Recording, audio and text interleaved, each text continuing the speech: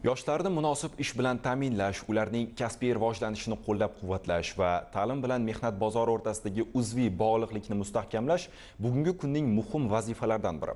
Shu maqsadda poytaxtimizda Kelajakka qadam dasturi doirasida Talaba Expo 2026 ko'rgazmasi o'z ishini boshladi.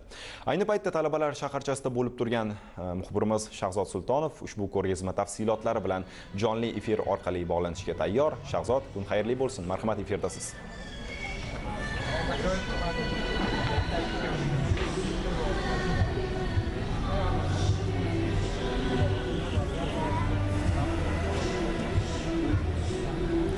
Assalomu alaykum, rahmat studiya. Assalomu alaykum qadrli teletomoshabinlar. Biz ayni paytda poytaxtimizning talabalar shaharchasidamiz va bu yerda 2 kun davomida yoshlar ta'lim va mehnat bozorini bir maydonga jamlagan O'z Milliy bank aksiyadorlik jamiyatining Kelajakka qadam dasturi doirasida Talaba Expo 2026 ko'rgazmasi bo'lib o'tdi. Ko'rgazmaning asosiy maqsadi yoshlarni ish bilan ta'minlash, ularni mehnat bozoridagi yangi imkoniyatlar bilan tanishtirishga qaratildi.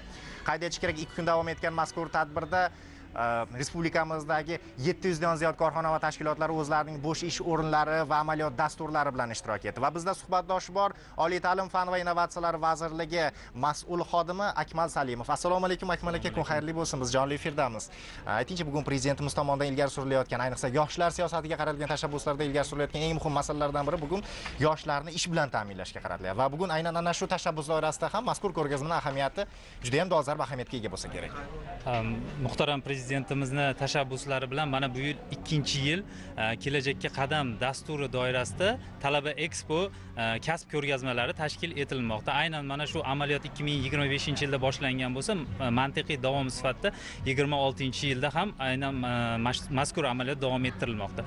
Bugungi kunda oliy ta'lim muassasalarini ta'minlayotgan va 25-26 o'quv yilida 320 mingdan ortiq bitiruvchilar mehnat bozoriga kirib kelmoqda va mana shu demak bitiruvchilarni o'z mutaxassisliklari bo'yicha ishga joylashishlarida Talaba Expo kasb ko'rgazmasi muhim ahamiyat kasb etmoqda. Demak, joriy yilning 24-25 iyun kunlari Toshkent shahri va Toshkent viloyati bitiruvchi yoshlari uchun navbatdagi kasb ko'rgazmalari tashkil etildi va aytishimiz mumkinki juda ham unumli va samarali demak tashkil etildi. Bu tadbirlar 700 dan ortiq, yuqorida ta'kidlab o'tdingiz, 700 dan ortiq ish beruvchilar tashrif buyurdi o'z demak vakant joylari bilan va 30 mingdan ortiq talabalar mazkur demak jarayonlarga jalb etildi.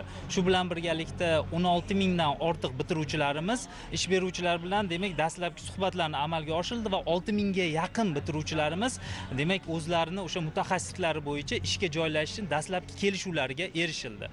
Mana bugun demak tadbirlarimizni so'nggi, ya'ni yakunlovchi kunida o'z biznes g'oyalari, startaplari bilan demak albatta ishtirok etdi talabalarimiz va taqdimotlar bo'ldi va tadbir yakunida ularga Milliy bank tomonidan tegishli summalar bo'yicha vaucherlar taqdim etildi. Shu bilan birgalikda ish beruvchi korxona va tashkilotlar tomonidan ishga aniq qabul qilingan bitiruvchilarga tegishli sertifikatlar taqdim etildi. Rahmat Akmal aka ma'lumotlar uchun. Salomat bo'ling. Umuman olganda bunday tashabbus va loyihalar yoshlarni mehnat bozoridagi yangi imkoniyatlar bilan tanishtirish, ularni ish bilan band qilish uchun muhim platforma vazifasini bajaradi. Bizda hozircha shular. Rahmat studiya.